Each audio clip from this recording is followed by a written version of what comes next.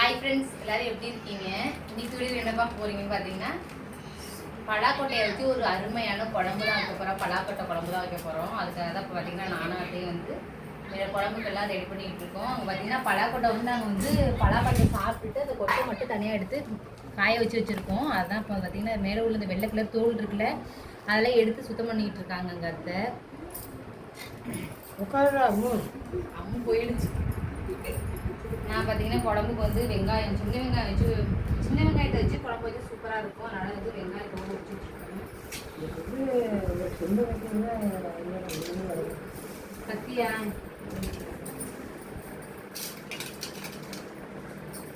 கத்திரிக்காயும் okay. கத்திரிக்காய் போட்டு வச்சா சூப்பராக இருக்கும் குழம்பு. பலாக்கொட்டையோட சேர்த்து வந்து கத்திரிக்காய் போட்டு வச்சா சூப்பராக இருக்கும் குழம்பு. அதுக்காக அப்படியே கத்திரிக்காய் வாங்கிட்டு வந்தாங்கன்னா ஃப்ரெஷ்ஷாக இருக்கும் கத்திரிக்காய். ஆமாம் ஆமாம், பலாக்கொட்டையில் வந்து கருவாட்டு குழம்பு வச்சாலும் சூப்பராக தான் இருக்கும். நம்ம அடுத்த நான் ட்ரை பண்ணலாம். நம்ம ட்ரை பண்ணணும். கொஞ்சமாக தானே இருக்குது.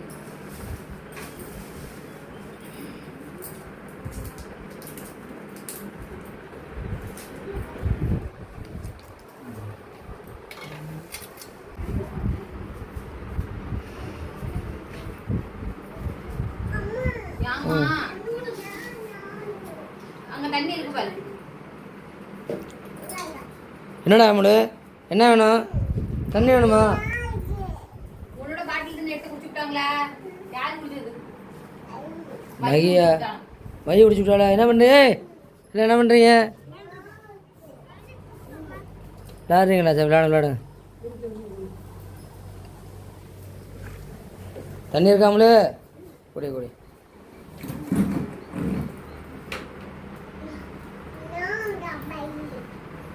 மையா அங்கே நிற்கிதா? தண்ணி குடிச்சு விட்டா? சரி சரி. போக மாட்டிருக்கண்ணா.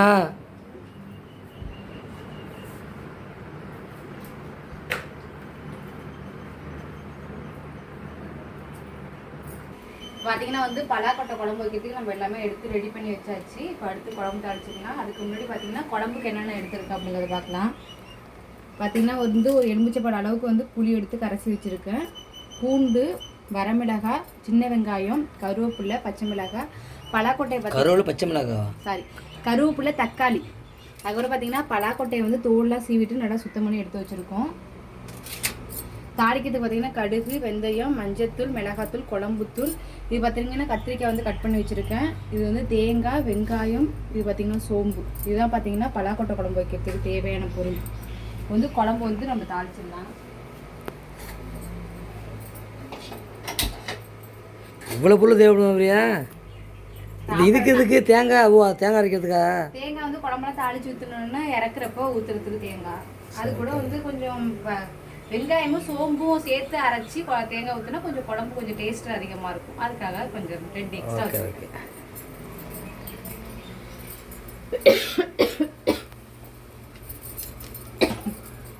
பார்த்தீங்கன்னா இப்போ எண்ணெய் சட்டி ஹீட் ஆகிடுச்சு. எண்ணெய் ஊற்றிடலாம்.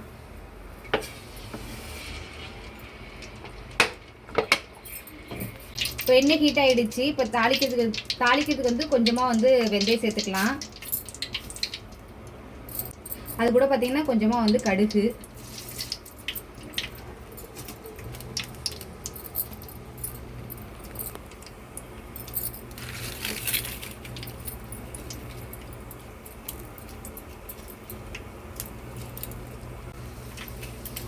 அது கூட 3 வரமிளகாய் சேர்த்துக்கலாம்.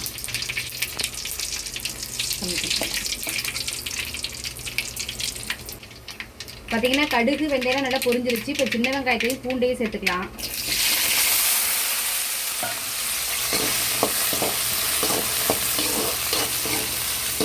வெங்காயமும் பூண்டு நல்லா வந்து செவந்து வரட்டும். அது வரைக்கும் நல்லா வதக்கி விட்டுக்கலாம். இப்போ வந்து கருவேப்பிலை சேர்த்துக்கலாம்.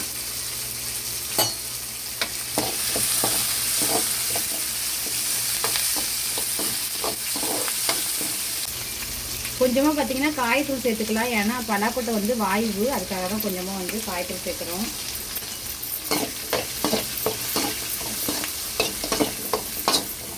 பார்த்தீங்கன்னா வெங்காயம்லாம் நல்லா வந்து வதங்கிடுச்சு. இப்போ வந்து கட் பண்ணி வச்சுருக்க தக்காளி கூட சேர்த்துக்கலாம்.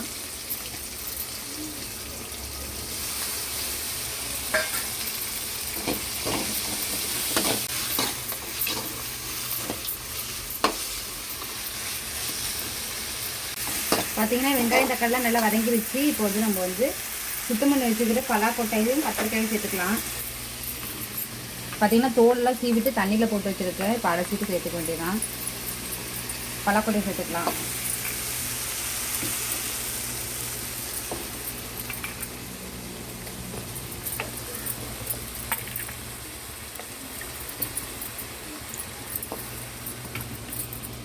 அப்படியே அரைச்சிட்டு கத்திரிக்காயும் சேர்த்துக்கலாம். கத்திரிக்காய் பெஞ்சு கத்திரிக்காய் நாட்டு கத்திரிக்காய் அப்படியா? பெஞ்சு கத்திரிக்காய்.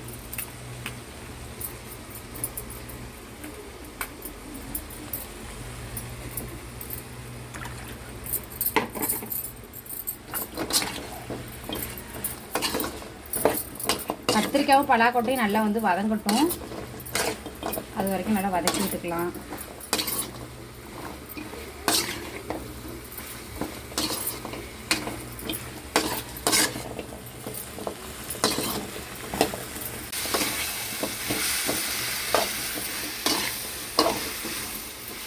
பார்த்தீங்கன்னா வந்து பலாக்கொட்டையும் கத்திரிக்காயும் பார்த்தீங்கன்னா நல்லா எண்ணெயில் வதங்கிடுச்சு. இப்போ வந்து குழம்பு தூள் மசாலா சேர்த்துக்கலாம். கொஞ்சமாக வந்து மஞ்சத்தூள், கொஞ்சமாக வந்து மிளகாத்தூள், தேவையான அளவுக்கு வந்து குழம்புத்தூள்,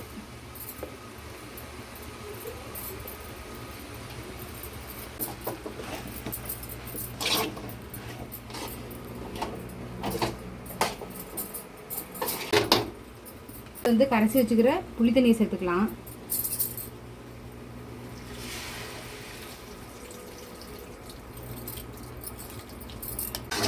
பார்த்தீங்கன்னா இப்போ வந்து புளியெல்லாம் கரைச்சி ஊற்றி தேவையான அளவுக்கு தண்ணியெல்லாம் சேர்த்தாச்சு. இப்போ குழம்புக்கு தேவையான அளவுக்கு வந்து உப்பு சேர்த்துக்கலாம்.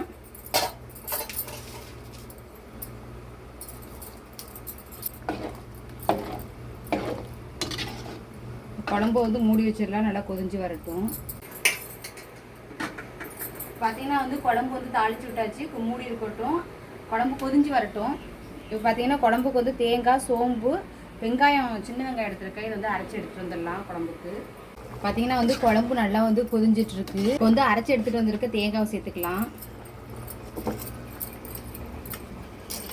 நல்லா வந்து பேஸ்ட் பார்த்து வந்து தேங்காவை அரைச்சி எடுத்துகிட்டு வந்துட்டேன். இப்போ குழம்புல சேர்த்துக்கலாம்.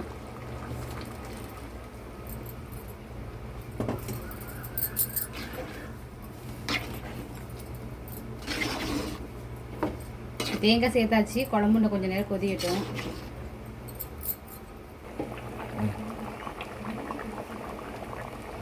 பார்த்தீங்கன்னா வந்து சூப்பராக வந்து பலாக்கொட்டை குழம்பு வந்து ரெடி ஆகிடுச்சு. அருமையாக வந்திருக்கு பாருங்கள். பலாக்கொட்டையும் பார்த்தீங்கன்னா நல்லா வெந்திருக்கு பாருங்கள். பார்த்தீங்கன்னா ஒரு அருமையான பலாக்கொட்டை குழம்பு வந்து வச்சுருக்கோம். சூப்பராக வந்திருக்கு, அருமையாக இருக்குது. நீங்களும் பார்த்தீங்கன்னா பலாக்கொட்டை கிடச்சிச்சின்னா இதே மாதிரியே வந்து குழம்பு வச்சு பாருங்கள். இந்த வீடியோ பார்த்துட்டு பிடிச்சிருந்தா பார்த்துட்டு கமெண்ட் பண்ணுங்கள். நல்லா வாசமாக இருக்குது இந்த பலாக்கொட்டை சேர்த்து குழம்பு வச்சுக்கிறது.